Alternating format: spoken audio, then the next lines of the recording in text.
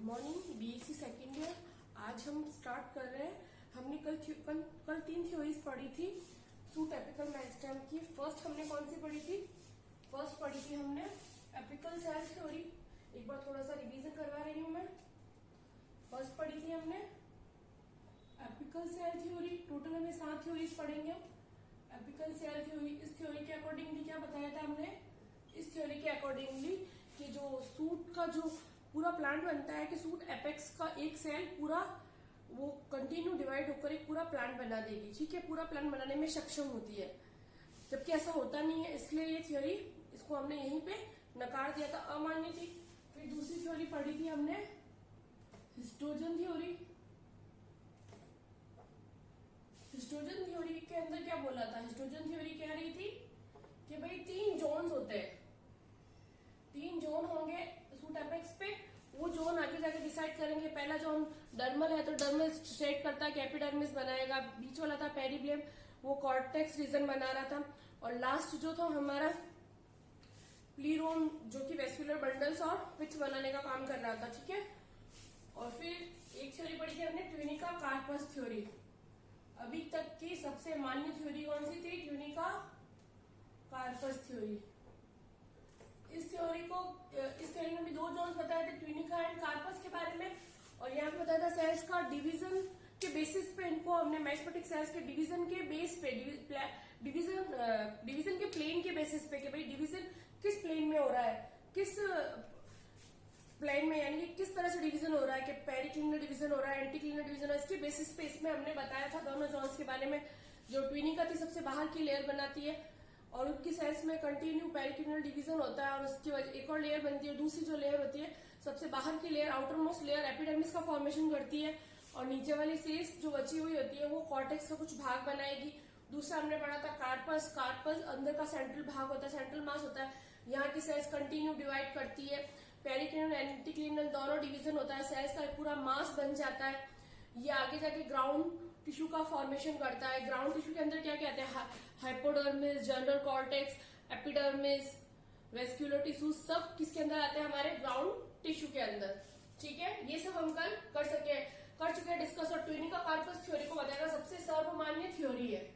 ठीक है, अब आज हम पढ़ेंगे 4th theory, histogen layer theory.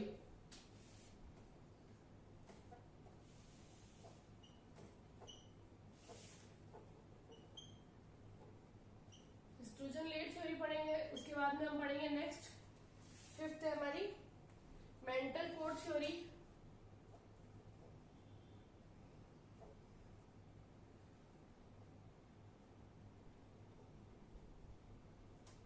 6th है हमारी मेंटल कोड थ्योरी हो गई। 6th होगी, 6th है French school concept of in last है न्यूबॉर्न। फ्रेंच स्कूल कॉन्सेप्ट या थ्योरी कहते हैं इसको भी, कॉन्सेप्ट लास्ट है न्यूबॉर्न। न्यू लास्ट थ्योरी पढ़ेंगे हम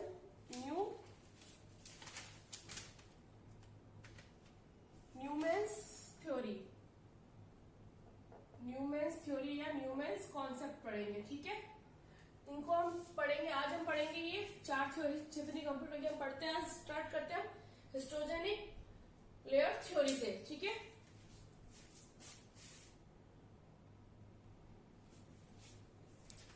तो आज हम स्टार्ट कर रहे हैं हिस्टोजन लेयर थ्योरी। 3 हम कंप्लीट कर चुके, आज स्टार्ट करेंगे। और ये 7 पीछे की थ्योरीज आज कंप्लीट करते हैं। फर्स्ट हम पढ़ते हैं वापस हिस्टोजेनिक लेयर थ्योरी के बारे में।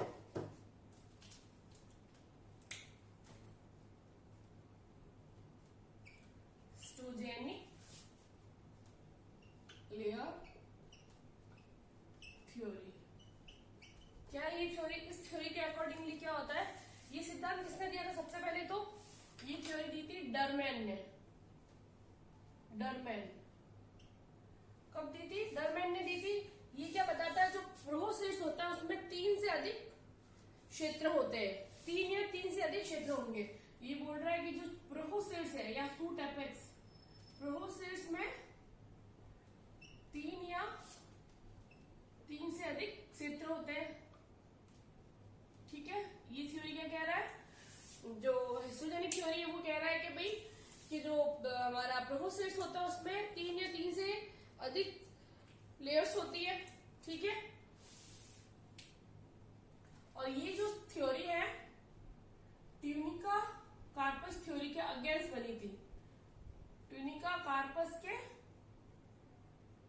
विपक्ष में बनी थी। विपक्ष मतलब उसका ये ट्यूनिका कार्पस के अगेंस्ट इसने ये थ्योरी दी थी, लिख सकते हैं ट्यूनिका कार्पस के अगेंस्ट अपनी थ्योरी दी थी, अगेंस्ट दी थी ये थ्योरी।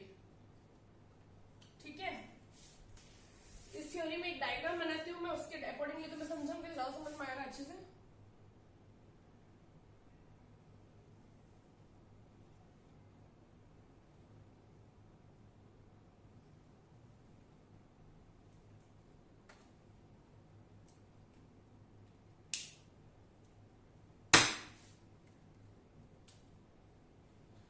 थ्योरी अब इसको डायग्रामेटिकली समझाती हूँ मैं।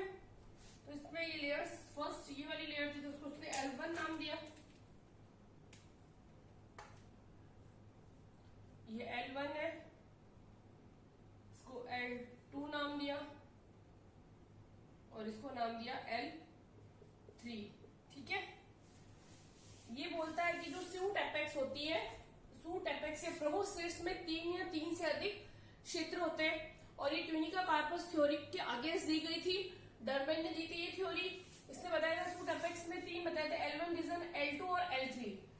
इनमें बोल रहा था कि जो L1 होता है, L1 क्या करता है, L1 बनाता है एपिडर्मिस, सबसे बाहर की लेयर होती है। L1 एपिडर्मिस बनाता है, L2 बनाता है हमारा cortex and vascular system, vascular system, और लास्ट L3 बनाता है वेस्कुलर सिस्टम एंड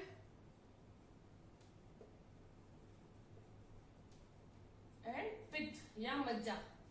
ठीक है, ये क्या बोल रहा है कि ये जो होता है L1 होता है वो एपिडर्मिस का फॉर्मेशन करता है, और एपिडर्मिस का फॉर्मेशन कैसे होता है, इसके अंदर एपिडर्मिस का फॉर्मेशन यहाँ की सेल्स के अंदर कैसा डिवीजन होता है, एंटी क्लिनल डिवीजन होगा। एंटी क्लिनल डिवीजन से क्या बनता है हमारा L1 रीजन। L1 जो होता है, L1 क्षेत्र के अंदर, L1 जोन में क्या होगा, यहाँ की सेल्स होगी जो मेरिस्मेटिक सेल्स होती है, वो एंटी क्लिनल डिवीजन करेगी और एपिडर्मिस का फॉर्मेशन करती है। ठीक है, सेकंड जो L2 है वो कॉर्टेक्स, एंडोडर्मिस और पेरिसाइकिल और कुछ भाग बनाता है। यहाँ पे क्या क्या बनाएगा, कॉर्टेक्स बनाएगा, इसके अलावा कॉर्टेक्स, एंडोडर्मिस,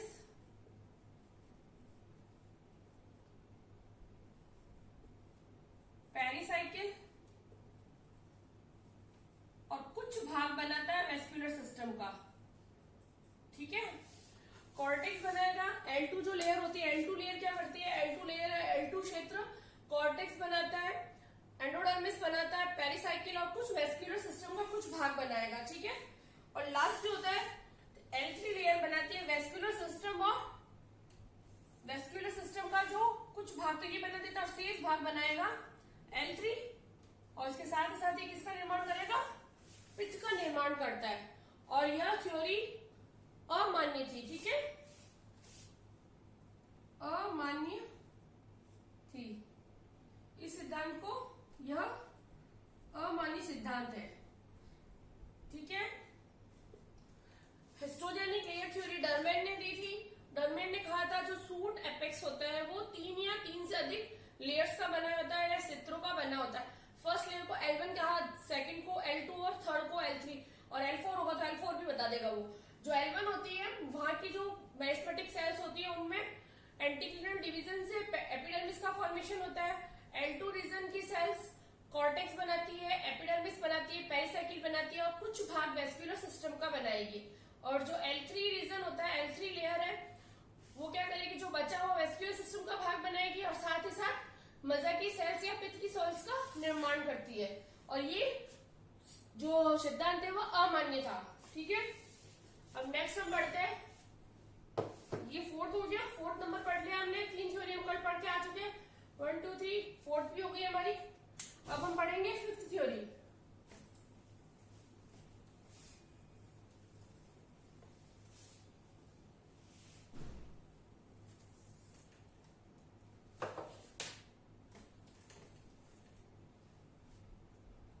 और फिफ्थ थ्योरी है मेंटल कोर थ्योरी।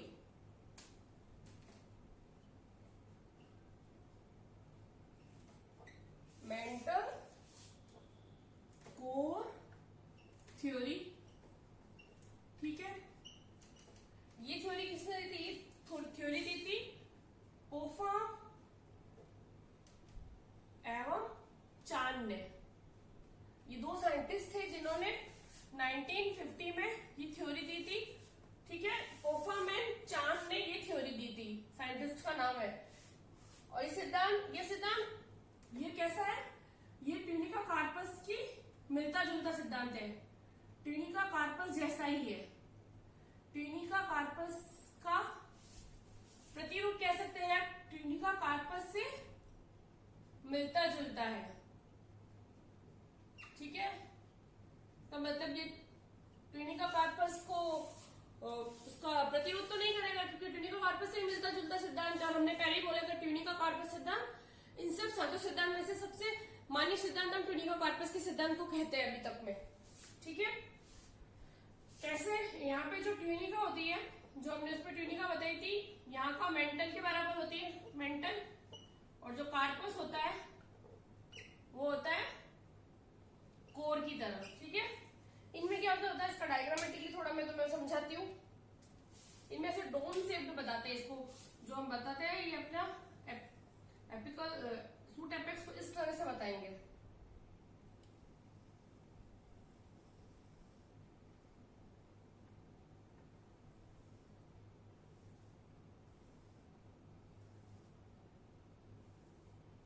डायग्राम तुम लोग भी बना सकते हो साथ साथ में, बुक से काफी सही बनने का, बुक से भी अच्छा बन रहा है। यहाँ पे तो बनाओगे तो फायदा ही होगा एग्जाम में। एग्जाम में जितना समझा रही होगे वैसे भी लिख लोगे तो काफी अच्छे मार्क्स मिल जाएंगे डायग्राम वगैरह। और जो लैंग्वेज बोल रही है वो लिखोगे तो तुम्हारे लिए फायदा, और नोट्स भी बन जाएंगे साथ साथ में, ठीक है। ये डोम शेप है, इसको हमने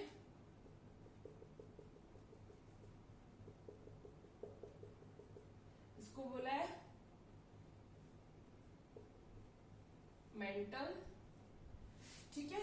इसको बोला है मेंटल। चलो इसको थोड़ा कलरफुल पेन से बनाते हैं ताकि कंफ्यूजन नहीं हो, नेमिंग थोड़ा कलरफुल कर देते हैं हम, ठीक है। जैसे इसको हमने बोला है मेंटल, ठीक है। और इसको बोला है सब एपिकल, क्योंकि एपिकल रीजन से जस्ट नीचे इसको बोला सब एपिकल रीजन, सब एपिकल मेरिस्टेम, ठीक है। इसको बोलेंगे पेरिफेरल मेरिस्टेम, पेरिफेरल मेरिस्टेम, और इनको बोलेंगे हम सेंट्रल मेरिस्टेम, ठीक है। और इन सबको एक साथ बोलते हैं हम कोर, ठीक है। जो डोम शेप्ड होता है उसको हमने बोला है मेंटल, और डोम शेप्ड के नीचे का जो हमने ये देखा एकदम, उसको बोला है सब एपिकल मेरिस्टेम। यहाँ की जो है मतलब लेटरल में जो दिया हुआ पार्ट्स में वो पेरिफेरल है, और बीच वाला है सेंट्रल मेरिस्टेम। इस सिद्धांत के अनुसार जो सूट एपेक्स होता है उसको दो क्षेत्रों में बांटा गया है। सूट एपेक्स को कितने क्षेत्रों में बांटा गया है? सूट एपेक्स को 2 क्षेत्रों में, 2 क्षेत्रों में बांटा गया है। कौन कौन सा है? Mental and core. जो ट्यूनिका कार्पस होता है वैसे मेंटल एंड कोर 2 क्षेत्रों में बांटा गया है सूट एपेक्स को। इसके अनुसार जो बाहर का होता है वो मेंटल होता है, अंदर वाला है कोर, ठीक है। और जब कोर को भी आगे इसने 3 भागों में बांटा है, कोर रीजन में 3 आ गए, सब apical meristem, peripheral meristem and central meristem. तो सूट एपेक्स को 2 भागों में बांटा गया है, मेंटल और कोर। और जो सबसे बाहर का होता है उसको मेंटल, और अंदर वाले को कोर कहा है। कोर को भी आगे 3 भागों में बांटा गया है, सब apical meristem, peripheral meristem and central meristem. जो सब एपिकल मेरिस्टेम होता है, मेंटल की सेल्स में एंटीक्लिनल डिवीजन से एपिडर्मिस बनता है। ये जो डोम शेप्ड होता है, इसको हमने क्या बोला, ये कैसा हो गया, डोम शेप्ड। मेंटल की सेल में एंटीक्लिनल डिवीजन होता है। कौन सा डिवीजन, एंटीक्लिनल डिवीजन से एपिडर्मिस बनता है। एपिडर्मिस का फॉर्मेशन होता है। मेंटल की सेल्स में एंटीक्लिनल डिवीजन से एपिडर्मिस का फॉर्मेशन होगा और यह कैसा दिखाई देता है, एकदम डोम शेप्ड या पृष्ठ क्षेत्र बनाता है। ठीक है, और ये एक स्तरीय होता है। मेंटल की सेल्स, एक बार वापस बताते हैं, मेंटल की सेल्स के अंदर जो एंटीक्लिनल डिवीजन होगा, यहाँ की मैरिस्मेटिक सेल्स में एंटीक्लिनल डिवीजन होगा, ये पृष्ठ क्षेत्रफल को बढ़ाता है और ये एपिडर्मिस का फॉर्मेशन करता है। और ये एक लेयर होता है, यूनिक लेयर्ड होता है। ये कैसा होता है, एक स्तरीय। ठीक है, नेक्स्ट है हमारा इसका कोर का सब एपिकल। अब कोर के अंदर हमने 3 एरियाज लिखे हैं। पहला सब एपिकल। सब एपिकल मेरिस्टेम के अंदर क्या होता है, यह बाहर की तरफ वह कम विभाजनशील गुंबद के नीचे उपस्थित होता है। ये सबसे बाहर की तरफ होता है, गुंबद के जस्ट नीचे उपस्थित होता है और यहाँ की सेल थोड़ी कम विभाजित होती है सब एपिकल रीजन की। ये जस्ट जो मेंटल होता है, जस्ट मेंटल के नीचे होता है, एपेक्स के जस्ट नीचे उपस्थित होता है, डाउन शेप्ड के जस्ट नीचे उपस्थित होता है और यहाँ की सेल्स कम विभाजित होती है। ठीक है, गुंबद के नीचे उपस्थित होता है। दूसरा है पेरिफेरल। पेरिफेरल यह विभाजन के द्वारा विभिन्न तलों में विभाजन करता है और मध्य का भाग बनाता है। पेरिफेरल को हम पार्श्व भाग भी कह सकते हैं। पेरिफेरल जो होता है, ये क्या होता है, ये यहाँ की जो सेल्स होती है वो सभी तलों में विभाजन करेगी, एंटीक्लिनल भी करेगी, पेरिक्लिनल भी करेगी और विभाजन के द्वारा क्या करेगी, ये पार्श्व भाग का निर्माण करेगी, मध्य का भाग बनाएगी। ठीक है, और इसके द्वारा क्या क्या बनते हैं, ये क्या क्या बनाते हैं, पेरिफेरल मेरिस्टेम क्या बनाता है, यहाँ की सेल्स बनाती है कॉर्टेक्स और प्रोकैम्बियम। प्रोकैम्बियम का फॉर्मेशन करेगी। कॉर्टेक्स बना रही है, क्या बना रही है यहाँ की सेल्स, प्रोकैम्बियम। और ये प्रोकैम्बियम क्या करेगी, आगे विभाजित होकर ये आगे डिवाइड होगी, डिवीजन करके क्या बनाएगी, primary xylem and primary phloem का फॉर्मेशन करेगी। ठीक है, आया समझ में। सेकंड है पेरिफेरल मेरिस्टेम। पेरिफेरल मेरिस्टेम सब एपिकल मेरिस्टेम के नीचे उपस्थित होता है और ये मध्य का भाग बनाता है। यहाँ की सेल्स क्या करती है, सभी तलों में विभाजन करेगी, तो इस सेल्स का पूरा सभी तलों में विभाजन करती है और ये मध्य का भाग बनाती है और ये पार्श्व भाग में उपस्थित होती है, पार्श्व भाग में उपस्थित, लेटरल भाग में उपस्थित होती है। यहाँ की सेल्स कॉर्टेक्स बनाती है और प्रोकैम्बियम बनाती है और प्रोकैम्बियम की सेल्स आगे विभाजित होकर primary xylem and primary phloem का निर्माण करती है। लास्ट है हमारा सेंट्रल मेरिस्टेम। ये मध्य में उपस्थित होता है तथा यह क्या करता है, केंद्रीय मज्जा का निर्माण करेगा। ये क्या बनाएगा, सेंट्रल पित्त का फॉर्मेशन करता है। ठीक है, आया समझ में। और यह सिद्धांत भी मान्य नहीं है। ठीक है, ये भी मान्य नहीं है। चलो एक बार वापस मेंटल कोर थ्योरी को बताती हूँ। मेंटल कोर थ्योरी पोफामेन चार्ट ने 1950 में दी थी। ये ट्यूनिका कार्पस से मिलती जुलती थ्योरी है। यहाँ पर जो मेंटल है वो ट्यूनिका जैसे है और कोर को कार्पस की तरह बताया गया है। इनमें क्या है, मैंने एक फूड एपेक्स का डायग्राम बनाया, जो डोम शेप्ड होता है उसको हमने मेंटल कहा है बाहर का। और यहाँ की सेल्स कैसे करती है, एंटीक्लिनल डिवीजन कर रही है। एंटीक्लिनल डिवीजन के द्वारा क्या करेगी, यूनिलेयर्ड या एक स्तरीय एपिडर्मिस का फॉर्मेशन करती है। अंदर होता है कोर रीजन। कोर रीजन को भी हमने 3 भागों में बांटा है, सब apical meristem, peripheral meristem and central meristem. जो सब एपिकल मेरिस्टेम होता है, यहाँ की मेरिस्मेटिक सेल्स कम विभाजित होती है, ये गुंबद के या डोम शेप के जस्ट नीचे उपस्थित होती है। फिर है पेरिफेरल रीजन। पेरिफेरल मेरिस्टेम यह क्या होता है, ये सब एपिकल रीजन के नीचे उपस्थित होता है, यह मध्य का भाग बनाता है और यहाँ की जो सेल्स होती है वो सेल्स सभी तलों में विभाजन करती है और सभी तलों में करीब पेरिक्लिनल एंटीक्लिनल विभाजन दोनों करती है। और यहाँ की सेल्स क्या बनाती है, कॉर्टेक्स और प्रोकैम्बियम का निर्माण करती है। प्रोकैम्बियम आगे विभाजित होकर प्राइमरी जाइलम और प्राइमरी फ्लोएम का निर्माण करता है। फिर लास्ट में इसके मध्य भाग में सेंट्रल मेरिस्टेम प्रेजेंट होता है। सेंट्रल मेरिस्टेम की सेल्स क्या करती है, पेरिस्मेटिक सेल्स सेंट्रल पित्त का निर्माण करती है, ये मध्य के भाग में उपस्थित होती है। ठीक है, और ये सिद्धांत भी अमान्य है। हो गया यहाँ तक? फिर समझ में आ गया? कोई भी प्रॉब्लम हो तो पूछ सकते हो। 5 हो गया, अब है छठा।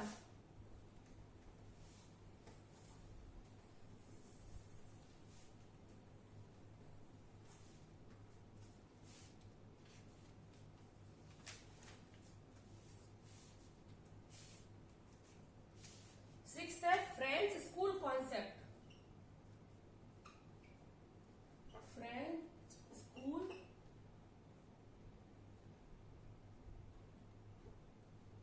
कॉन्सेप्ट या थ्योरी कह सकते हैं इसे, या थ्योरी। ये किसने दी थी? ये थ्योरी दी थी प्लेंटीफोर, बुवेट एंड कैम्पेफोर्ड ने। कौन है साइंटिस्ट के नाम? क्या क्या है यहाँ पे?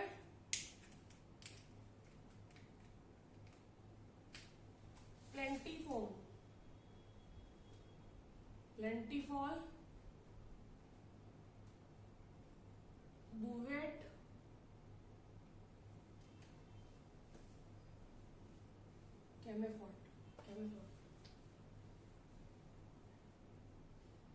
बुवेट एंड दूसरे साइंटिस्ट का नाम है कैमेफोर्ड या कैमेफोर है। ठीक है, इन 3 साइंटिस्ट ने ये कॉन्सेप्ट दिया था। ये प्लेंटीफोर ने दिया था 1947 में, फिर इसका साथ दिया था 1955 में, इसको सपोर्ट किया था, और फिर इसने भी इसका साथ दिया था 1955 में। ठीक है, ये 3 साइंटिस्ट थे जिन्होंने फ्रेंच स्कूल कॉन्सेप्ट या फ्रेंच स्कूल थ्योरी दी थी। इस थ्योरी के अनुसार क्या था? सूट एपेक्स को 3 भागों में बांटा गया। ये क्या बोल रहे हैं? जो सूट एपेक्स होता है, सूट एपेक्स 3 पार्ट्स में, 3 पार्ट्स में बांटा गया। कौन कौन से? फर्स्ट है एन्यूइनिशियल, फर्स्ट का नाम है, चलो पहले एक बार डायग्राम बना लेते हैं ना इसका।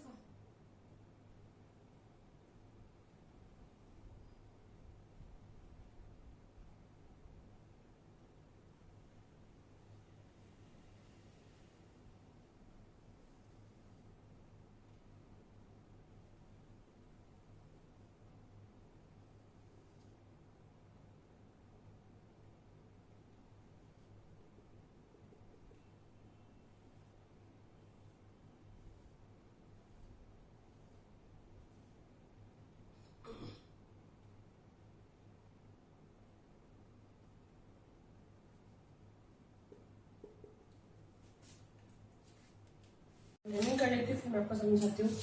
ये लीफ प्रिमोडियम, ठीक है।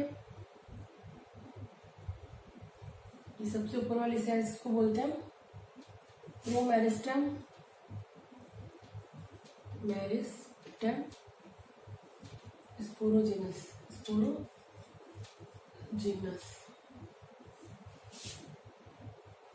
स्पोरोजीनस, और इसको बोलते हैं प्रोमेरिस्टेम,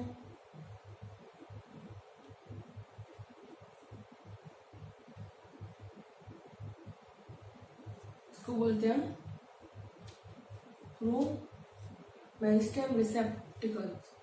प्रोमेरिस्टेम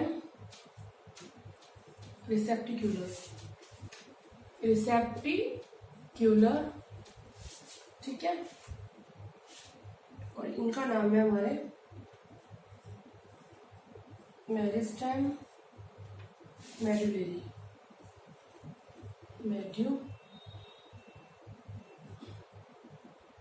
ठीक है।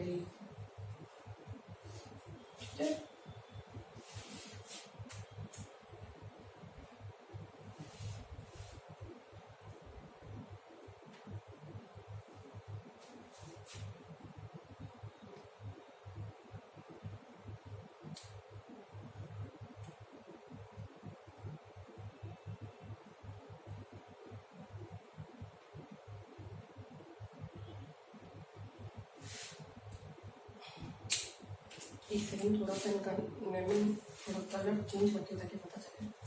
ये लास्ट हमने बताया ग्रीन कलर से बनाती हूँ मैं, तो कि सबके नाम जो मैन है इसका है मेरिस्टेम मेडुलरी,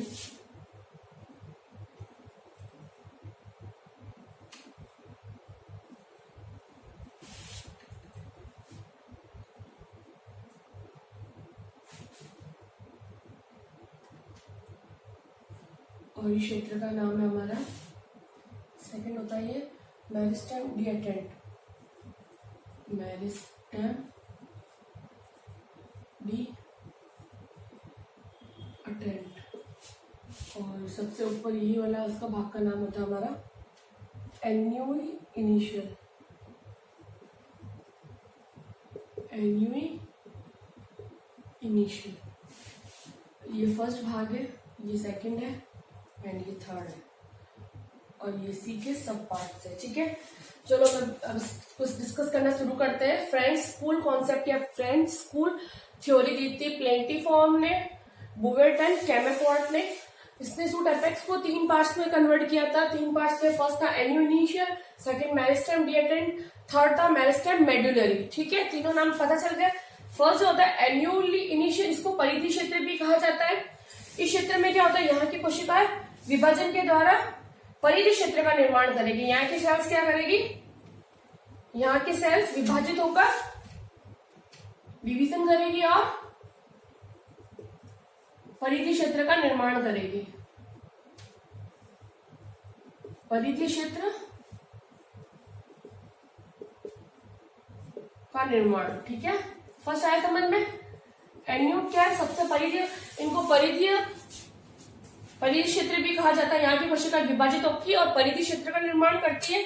दूसरी है मेरिस्टेम डिएटेंट, जो ये मेरिस्टेम डिएटेंट होती है, यहाँ की सेल्स क्या परिधि क्षेत्र में कौन कौन से क्षेत्र का निर्माण करती है, ये क्या क्या निर्माण करती है, ये बनाएगी हमारी एपिडर्मिस का फॉर्मेशन करती है परिधि क्षेत्र में, कॉर्टेक्स एंड एंडोडर्मिस, एंडोडर्मिस ये है परिधि क्षेत्र। इनका फॉर्मेशन कौन करती है, एन्यू इनिशियल। सेकंड है हमारी मेरिस्टेम डिएटेंट। मेरिस्टेम डिएटेंट क्या होती है, इसको बोलते हैं प्रतिसारक विभज्योतक। मेरिस्टेम डिएटेंट प्रतिसारक विभज्योतक या वेटिंग मेरिस्टेम भी कहा जाता है। ये क्या होता है, सामान्यतः तो ये जो क्षेत्र होता है, ये जो क्षेत्र हमने जो मेरिस्टेम डिएटेंट है, ये क्षेत्र सामान्यतः निष्क्रिय होता है। लेकिन जब प्लांट्स जब फ्लावरिंग स्टेज में आता है, जब पुष्पन होता है फ्लावरिंग में, जब प्लांट पुष्पन अवस्था में आएगा या उसमें जब पुष्पन होता है उस समय ये इन्फ्लोरोसेंस और पुष्प बनाता है। ठीक है, तो ये क्या करता है, जनरली तो ये कैसा होता है, निष्क्रिय। ठीक है, और जब पुष्पन काल आता है, प्लांट जब पुष्पन काल में आता है तभी क्या करेगा, एक तो बनाएगा, पुष्पों का निर्माण करेगा और फ्लावर एंड इन्फ्लोरोसेंस करता है। ठीक है, पुष्पक्रम, और एक तो बनाएगा पुष्पक्रम और पुष्पों का निर्माण करता है। ठीक है, जनरली मेरिस्टेम डिएटेंट निष्क्रिय भाग होता है। ये जो गोल भाग में दिख रहा है गुंबदाकार ये भाग, ये भाग जनरली निष्क्रिय होता है। ठीक है, जब प्लांट्स पुष्पन की अवस्था में आता है, जब फ्लावरिंग होती है प्लांट्स में, उस स्टेज में ये क्या करेगा, फ्लावर्स के इन्फ्लोरोसेंस करेगा और फ्लावर्स का फॉर्मेशन करता है, उस समय ये एक्टिवेट होता है। ठीक है, यह भी 2 भागों में बांटा गया है। इसी को हमने 2 भागों में बांटा है मेरिस्टेम डिएटेंट को। एक तो है प्रोमेरिस्टेम स्पॉन्टेनियस, इसी के 2 भाग है, प्रोमेरिस्टेम स्पॉन्टेनियस और प्रोमेरिस्टेम रिसेप्टिक्युलर। ठीक है, और ये आगे इसको 2 भागों में बांटा गया, प्रोमेरिस्टेम स्पॉन्टेनियस एंड प्रोमेरिस्टेम रिसेप्टिकल। ये किसके भाग है, मेरिस्टेम डिएटेंट्स के। लास्ट है हमारा मज्जा विभज्योतक या मेडुलरी, मेरिस्टेम मेडुलरी। जो मेरिस्टेम मेडुलरी होता है, ये प्रोसेस का केंद्र का भाग होता है, और ये क्या करेगा, प्रोसेस का केंद्र का भाग है, तो इसका नाम क्या होगा, ये बनाएगा, पित्त का निर्माण करेगा तथा वेस्क्युलर टिश्यूज का फॉर्मेशन करता है। ठीक है, आए समझ में। फ्रेंड्स स्कूल कॉन्सेप्ट जो दिया था प्लेंटीफॉर्म, बुवेट एंड कैमेफोर्ड ने दिया था। इस सिद्धांत के अनुसार सूट एपेक्स को इसने 3 पार्ट्स में बांटा है। फर्स्ट है हमारा एन्यू इनिशियल, सेकंड मेरिस्टेम डिएटेंट, थर्ड है हमारा मेरिस्टेम मेडुलरी। जो एन्यू इनिशियल होता है, इसकी कोशिकाएं विभाजित होकर परिधि क्षेत्र का निर्माण करती है। परिधि क्षेत्र में क्या क्या आता है? Epidermis, cortex and endodermis. Second है मेरिस्टेम डिएटेंट्स, जो मेरिस्टेम डिएटेंट्स होता है जो यहाँ उपस्थित है गुम्बदा का। ये जनरली तो कैसा होता है? जनरली तो ये निष्क्रिय रहता है। जब पुष्पन कहलाता है पौधों में उस समय ये सक्रिय होता है और पुष्पक्रम और पुष्पों का निर्माण करता है। मेरिस्टेम डिएटेंट को भी दो भागों में बांटा है, एक तो प्रो मेरिस्टेम स्पोरोजिनस और दूसरा है प्रो मेरिस्टेम रिसेप्टिक्युलर। ठीक है। थर्ड पार्ट है हमारा मेरिस्टेम मेडुलरी। जो मेरिस्टेम मेडुलरी होता है ये सबसे केंद्र का भाग होता है, प्रोसेस के केंद्र का भाग होता है और यह आगे विभाजित होकर क्या करता है? यहाँ की कोशिका पित्त और वेस्क्युलर टिश्यूज का फॉर्मेशन करती है। ठीक है। यह सिद्धांत भी अमान्य है। ठीक है। यह सिद्धांत भी अमान्य है। अमान्य है ये भी सिद्धांत। अमान्य होने का कारण क्या है? कारण ये है कि ये यहाँ पे जो मेरिस्टेम डिएटेंट होता है ये बोल रहा है कि मेरिस्टेम डिएटेंट जनरली निष्क्रिय रहता है, जबकि ऐसा नहीं होता है। ठीक है। ये सेल्स सदैव सक्रिय होती है। ठीक है। जो इसने बताया कि ये जनरली निष्क्रिय रहता है, जबकि ऐसा कभी नहीं होता है। मेरिस्टेम डिएटेंट्स की सेल्स सदैव सक्रिय रहती है, इसलिए ये सिद्धांत यहाँ पे फेल हो गया। ठीक है। तो लास्ट है हमारा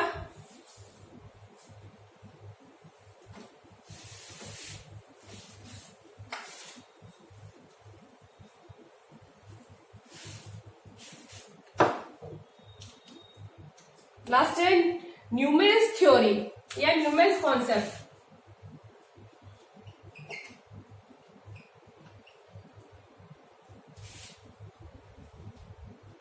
न्यूमेन्स थ्योरी कह सकते हैं या कॉन्सेप्ट कह सकते हैं। न्यूमेन्स थ्योरी दी थी साइंटिस्ट था, उसका नाम था न्यूमैन। किसने दी थी? ये न्यूमैन ने दी थी। न्यूमैन ने दिया था ये सिद्धांत। और इस सिद्धांत के अनुसार क्या होता है? सेल्स के अंदर जो मेरिस्मेटिक रीजन होता है वो कंटिन्यू डिवाइड होता रहता है। ये सबसे आधुनिक सिद्धांत है, सबसे मॉडर्न है, आधुनिक सिद्धांत है। ठीक है। और ये सिद्धांत क्या कहता है? इसके अनुसार अलग अलग भिन्न भिन्न पाठकों को समझाने के लिए भिन्न भिन्न मत प्रस्तुत किए। इस सिद्धांत ने क्या करा? भिन्न भिन्न पादपों के लिए विभिन्न पादपों के लिए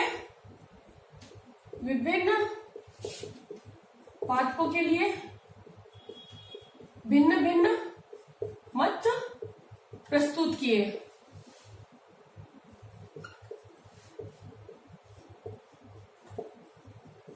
ठीक है। इस साइंटिस्ट के अनुसार, इस थ्योरी के, इस सिद्धांत के अनुसार सबसे आधुनिक सिद्धांत है कि जो अलग अलग पादप होते हैं उनके लिए अलग अलग सिद्धांत होने चाहिए और अलग अलग सिद्धांत दिए इसने। ठीक है। इसके अलग अलग सिद्धांत कौन सा था? फर्स्ट था मोनोप्लेक्स, सेकंड सिंप्लेक्स और थर्ड था डुप्लेक्स। ठीक है। और ये सिद्धांत सीएमआर पे डिपेंड करती है, कंटिन्यू मेरिस्मेटिक रेज्यूल।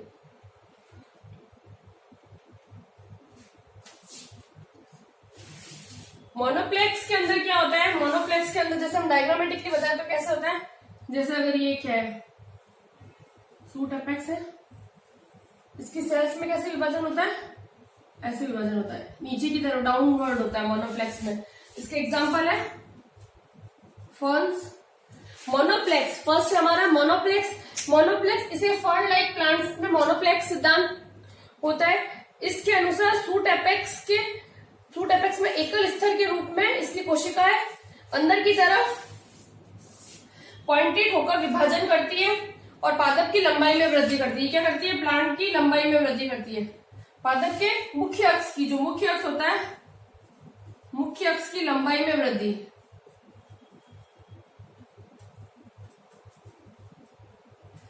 मोनोप्लेक्स है। मोनोप्लेक्स किसमें प्रेजेंट होता है? फर्न्स इत्यादि प्लांट्स फर्न्स में उपस्थित होगा। फर्न्स लाइक प्लांट्स के अंदर उपस्थित होता है। और इसमें क्या होता है? यहाँ की जो ये सिद्धांत कह रहा है कि यहाँ की जो एकल स्तर की कोशिकाएं होती है ये अंदर की तरफ पॉइंटेड रूप में डिवीजन करती है, अंदर की तरफ पॉइंटेडली डिवीजन कर रही है। ठीक है। संकेताकार डिवीजन करती है, अंदर की तरफ पॉइंटेड या संकेतिक विभाजन करती है और इसकी विभाजन के द्वारा पूरा प्लांट का निर्माण होता है। और ये प्लांट के मुख्य अक्ष की लंबाई में वृद्धि करती है। ठीक है, मोनोप्लेक्स थ्योरी समझ में फर्न्स के अंदर मिलेगी हमें मोनोप्लेक्स थ्योरी। फर्स्ट है मोनोप्लेक्स। मोनोप्लेक्स फर्न के पौधों में मिलती है, फर्न्स में मिलती है। और इनमें क्या होता है, इनके अंदर जो एकल स्तरीय कोशिकाएं होती है वो अंदर की तरफ पॉइंटेड विभाजन करती है, संकेतिक रूप में विभाजन करती है। ठीक है, और ये क्या करती है, प्लांट के मुख्य अक्ष की लंबाई में वृद्धि करवाती है। दूसरा हमारा सिंप्लेक्स। सिंप्लेक्स के अंदर क्या होता है, ये जिम्नोस्पर्म्स के प्लांट्स में मिलेगी। इसके अंदर जो सूट एपेक्स होती है वो मल्टी लेयर्ड होती है। ये सेल्स एंटीक्लिनर और पेरिक्लिनर डिवीजन द्वारा संपूर्ण पादप के वायवीय भाग का निर्माण करती है। इसमें वैसे बता सकते हैं डायग्रामेटिकली।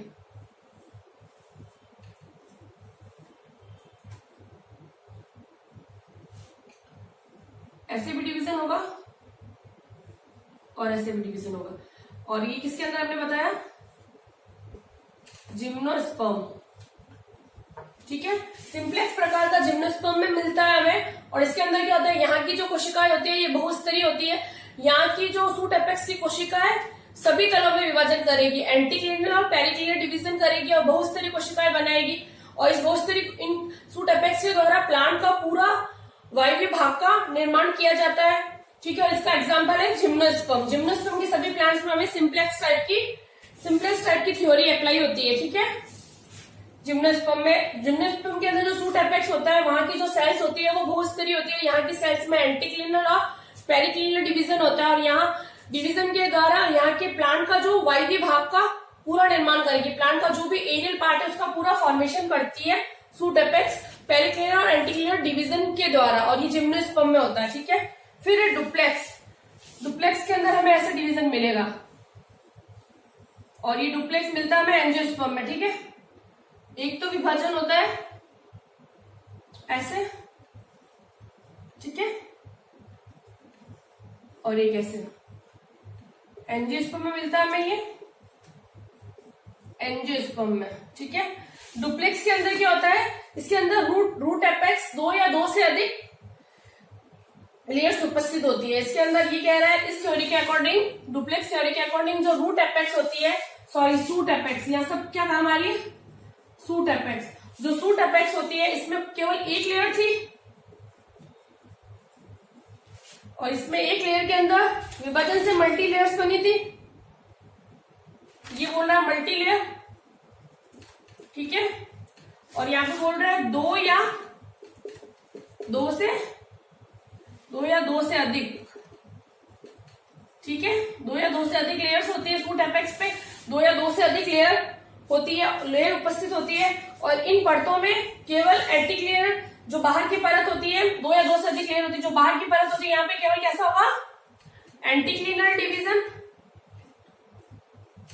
और जो अंदर की परत होती है उनमें एंटीक्लिनल एंड पेरिक्लिनल दोनों डिवीजन होते हैं। ठीक है, जो डुप्लेक्स होती है दो या दो से अधिक लेयर्स की बनी होती है। बाहर की लेयर में केवल एंटीक्लिनल डिवीजन होता है और अंदर की लेयर में एंटीक्लिनल और पेरिक्लिनल दोनों डिवीजन होता है। और जो बाहर की परत होती है एंटीक्लिनल डिवीजन से क्या बनाती है, ये एंटीक्लिनल डिवीजन से बनाएगी हमारी एपिडर्मिस।